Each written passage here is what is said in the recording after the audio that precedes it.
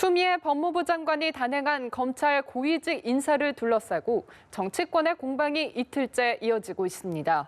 민주당은 인사 과정에 항명한 검찰을 겨냥한 반면 한국당은 추 장관의 경질을 요구했습니다. 국회 취재기자 연결해 보겠습니다. 지성님 기자.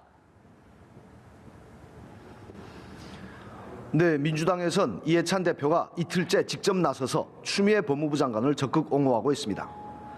이 대표는 국회에서 열린 최고위원회에서 추 장관은 절차를 철저히 지켰다며 검찰청법 위반 논란을 일축했습니다. 그러면서 윤석열 검찰총장을 강하게 비판했는데요.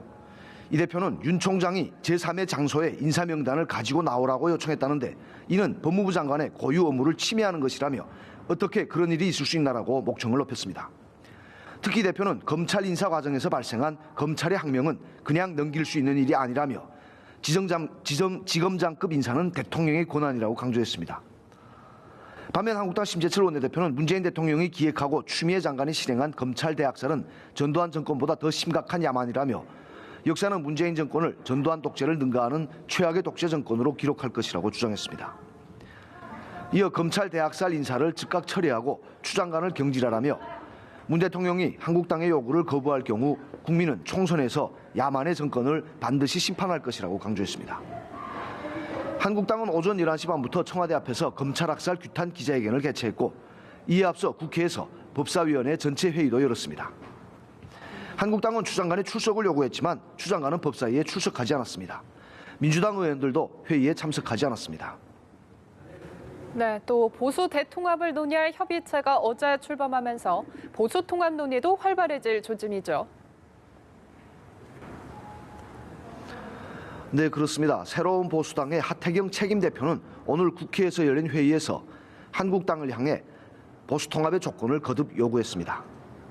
하 대표는 한국당 황교안 대표가 보수재건 3원칙에 대해 진정성 있게 확답한다면 우리는 공천권 같은 기득권을 내려놓을 것이라고 밝혔습니다.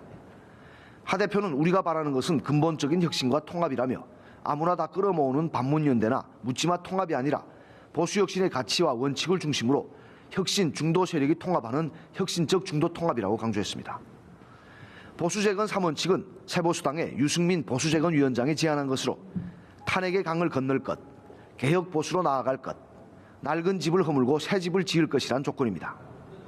하지만 황교안 대표는 새보수당의 요구에 아직 공개적인 화답을 하진 않고 있습니다. 황 대표는 어제도 보수재건 3원칙 수용과 관련한 질문에 즉답을 피한 채 자유시민 세력의 통합을 반드시 이뤄내겠다는 원론적인 대답만 했습니다. 황 대표는 오늘 한국당의 텃밭이자 총선 승부처인 부산과 창원을 방문해 민심을 다지고 있는데요. 여기서 보수 통합에 대한 견해를 밝힐지 주목됩니다. 지금까지 국회에서 연합뉴스TV 지성림입니다.